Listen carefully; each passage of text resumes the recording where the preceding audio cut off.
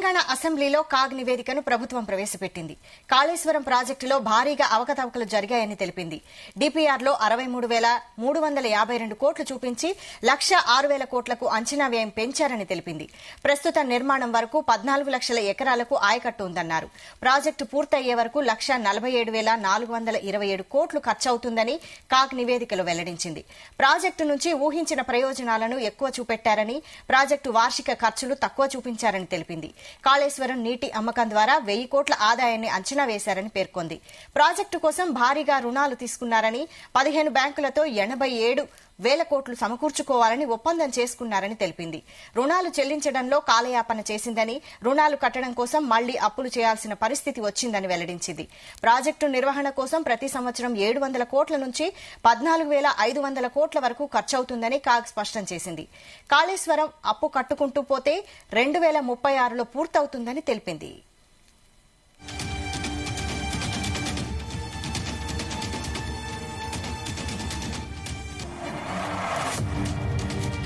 ఇక దీనిపై full details bureau chief Narender అందిస్తారు. నరేందర్.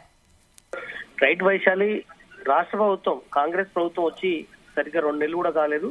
కాళేశ్వరం మీద ప్రధానంగా ఫోకస్ పెట్టింది మనం చూస్తూ వచ్చాము. ఈ రీసెంట్ గా నిన్న రేవంత్ రెడ్డితో పాటు మంత్రులు కూడా పెద్ద ఎత్తున మేడిగడ్డకు కూడా వెళ్ళారు. కాళేశ్వరం ప్రాజెక్టు మొత్తం కూడా చూసొచ్చారు. దానికి సంబంధించినట్టు తప్పుల తడక ఉందని కూడా వాళ్ళు చెప్పినటువంటి పరిస్థితి మనం చూస్తూ వచ్చాం. దానికి కౌంటర్ గా బీఆర్ఎస్ కూడా పెద్ద ఎత్తున నిరసన చేయడం, దానికి ఇమీడియట్లీ రిపేర్ చేసి వాడుకలోకి తేవాలని కూడా చెప్పిన నేపథ్యం. అది అనవసరంగా డబ్బులు 97,000 కోట్ల రూపాయల ఖర్చు పెట్టి 94,000 ఎకరాలకు కూడా నీళ్లు అందించలేదని కూడా ఇప్పటికే ముఖ్యమంత్రి సహా పెద్ద ఎత్తున చర్చ జరుగుతున్న నేపథ్యంలో ఇప్పుడు కాగ్ నివేదిక సంచలనమైనటువంటి రిపోర్టు వేసింది. దీంట్లో కంట్రోలర్ అండ్ ఆడిటర్ జనరల్ ఇచ్చేటువంటి రిపోర్ట్ లో ప్రధానంగా కాళేశ్వరం ప్రాజెక్టు, దాని తర్వాత పరిణామాలు, దాన్ని తీసుకొచ్చినటువంటి అప్పులు ఎంతకాలంలో తీర్చాలి, ఈ బ్యాంకులకు కట్టేటువంటి దాంతో ఎన్ని సంవత్సరాలు కట్టుకుంటూ పోతే మిగతా వాటికి ఎంత ఇబ్బంది అవుతుంది, ఇట్లాంటి అన్ని అంశాల మీద కాగు దీంట్లో చాలా అంశాలు పొందుపరిచినటువంటి సందర్భం. కాళేశ్వరం అప్పు కట్టుకుంటూ పోతే దాదాపు 2036 దాకా కూడా ఈ పూర్తి కాదు అనే విషయాన్ని కూడా దీంట్లో పొందుపరుచున్నది. ప్రధానంగా 15 బ్యాంకుల్లో 87,000 కోట్ల రూపాయలు తీసుకొచ్చి దాని ఒప్పందం కూడా చేసుకోవడం జరిగిందని కూడా దీంట్లో చెప్పడం జరిగింది. దీంట్లో ప్రధానంగా ఈ ప్రాజెక్టు కోసమే భారీగా రుణాలు తీసుకుంది. దీనికి అయ్యేటువంటి ఖర్చు పెద్ద ఎత్తున ఉన్న నేపథ్యంలో మనం సంక్షేమ పథకాలే కావచ్చు మిగతా అన్నిటికీ కూడా పక్కన పెట్టేసి ఈ అప్పులు తీర్చడానికే పెట్టే పరిస్థితి ఉంటుందని కూడా ఇండైరెక్ట్ గా చెప్పే ప్రయత్నం చేశారు. దీంట్లో డిపిఆర్ లో దాదాపు 63,352 కోట్లు 1,06,000 కోట్లకు పెంచుకుంటూ పోయారని కూడా దీనికి చెప్పారు. అలాగే ప్రాజెక్టు పూర్తయ్యే వరకు 1,47,420 కోట్లు ఖర్చుకు ఉంది అని కూడా చెప్పారు. రుణాలు కట్టడం కోసం మళ్ళీ అప్పులు చేయాల్సిన పరిస్థితి ఏర్పడుతుందని కూడా దాంట్లో పొందుపరచడం జరిగింది. ప్రాజెక్టు నిర్వహణకు ఏటా 700 కోట్ల నుంచి 14,500 కోట్ల ఖర్చు దాకా పెరుగుతుందని కూడా చెప్పే ప్రయత్నం చేశారు. దీనిలో ఒక్కొక్క టీఎంసీకి 17,668 చొప్పున ఖర్చు అవుతుంది. అదే సమయంలో ఎకరాకు ఆయకట్టు కింద అంచనా వేశారు. కనుక అంచనాలకు అందుకోలేకపోయారని కూడా దీంట్లో చెప్పడం జరిగింది. వానాకాలం వచ్చే వారికి నీళ్లు ఏమాత్రం సరిపో యాసంగి నీళ్లకు ఇబ్బందిగా మారుతాయని కూడా దాంట్లో చెప్పే ప్రయత్నం చేశారు. 2020-21లో తీసుకున్నటువంటి రుణాల ప్రారంభం కావాల్సింది, కానీ అగ్రిమెంట్లు మాత్రం వాయిదా వేయాలని మాత్రం ఇందులో కోరడం అనేది వీళ్ళు తప్పుడు పట్టడం అనేది. అంతేకాకుండా వడ్డీల భారం దాదాపు 8,182 కోట్లు అదనంగా వడ్డీ చెల్లించాల్సిన పరిస్థితి ఉంది తీసుకొచ్చినటువంటి రుణాలకు అని కూడా చెప్పారు. కాళేశ్వరం కోసం తెచ్చినటువంటి రుణాలు మొత్తంలో దాంట్లో 1,690 కోట్లు వేరే రకంగా మళ్లించడం జరిగింది. ఇది అదనంగా 580 కోట్లకు వడ్డీ చేరుతుంది. అంటే 1,690 ప్లస్ 580 దాదాపు 2,000 పైసలకు కోట్ల రూపాయలు మనం కాళేశ్వరం తీసుకొచ్చినటువంటి రుణాల కింద మనం చెల్లించాల్సి ఉంది ఆ ఏడాదికి అని కూడా చెప్పడం జరిగింది. ప్రతి ఏటా 14,462 కోట్ల రుణాల చెల్లింపు ఇదంతా వడ్డీ కింద ఉంటుందని కూడా చెప్పడం జరిగింది. అదేవిధంగా కాళేశ్వరం పనుల్లో 56 పనుల్లో 13 మాత్రమే పూర్తయి మిగతాయి ఇంకా పూర్తి కావాల్సిన అవసరం ఉందని కూడా చెప్పడం జరిగింది. అదేవిధంగా కాళేశ్వరం ఇరిగేషన్ ప్రాజెక్టు కార్పొరేషన్ పెడుతూ అప్పులు తెచ్చింది. ఇందులో 87,445 కోట్ల రుణాలు అన్ని బ్యాంకుల నుంచి తీసుకొచ్చిందని కూడా చెప్పడం జరిగింది.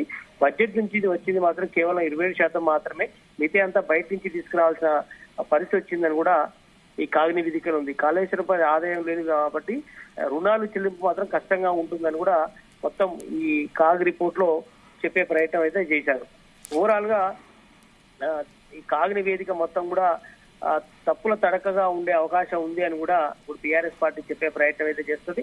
ఖచ్చితంగా కూడా ఆ ప్రభుత్వం ఉన్నప్పుడు కాగ్ నివేదిక చేసినప్పుడు ఏదైతే ఆ ప్రభుత్వం ఉందో అప్పుడు మాత్రం సమర్థించుకున్నటువంటి ప్రభుత్వం ఇప్పుడు అపోజిషన్ కు వచ్చే సమయంలో మాత్రం టీఆర్ఎస్ పార్టీ ఖచ్చితంగా ఈ కాగ్ నివేదికను తప్పుపట్టే అవకాశం ఉంటుంది.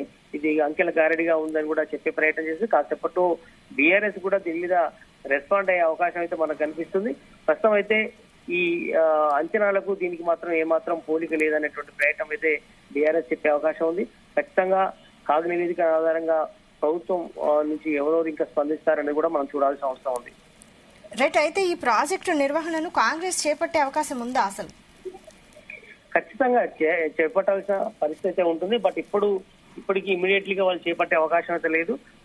ప్రధానంగా ఇప్పుడు మేడిగడ్డ తీసుకుంటే దాంట్లో ఇంకొంచెం మరమ్మతులు చేయాల్సి అవుతుంది. దానికి ఎన్ని వందల కోట్ల రూపాయలు ఖర్చు అవుతుంది అనేది కూడా ఇప్పుడు ఇంకా అంచనా వేయలేదు. దీని మీద ఎంక్వైరీ జరుగుతుందని కూడా ఇప్పటికే చెప్పినట్టు నేపథ్యంలో దీన్ని ఖచ్చితంగా పూర్తి స్థాయిలో ఎంక్వైరీ చేసి అప్పుడు బడ్జెట్ నిధులు కేటాయించిన తర్వాతనే చేసే అవకాశం ఉంది. ఇప్పుడు తీసుకొచ్చినటువంటి అమౌంట్ కే వడ్డీలు ఇప్పుడు ఆల్రెడీ కట్టడం స్టార్ట్ అయ్యే అవకాశం కనిపిస్తుంది.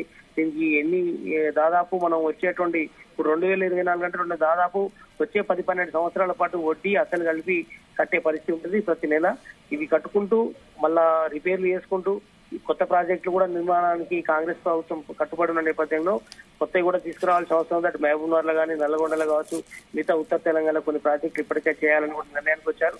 దీని మీద ఎట్లా ముందుకెళ్తారు, ఉన్నటువంటి బడ్జెట్ లో ఎట్లా ఇప్పుడు కేవలం ఓటాన్ అకౌంట్ బడ్జెట్ పెట్టారు కాబట్టి పూర్తి స్థాయి బడ్జెట్ లో ఎంత నిధులు పెడతారు ఏంటి అని కూడా మనం చూడాల్సిన అవసరం ఉంది. కాగు తప్పు పట్టినట్టుగా వాళ్ళు ఏ రకంగా ముందుకు వెళ్లే అవకాశం ఉంటది, ఎలాంటి చెల్లింపులు చేసుకుంటూ పోతారు బ్యాంకులకు అనేది కూడా మనం చూడాల్సిన అవసరం ఉంది. వైశాలి.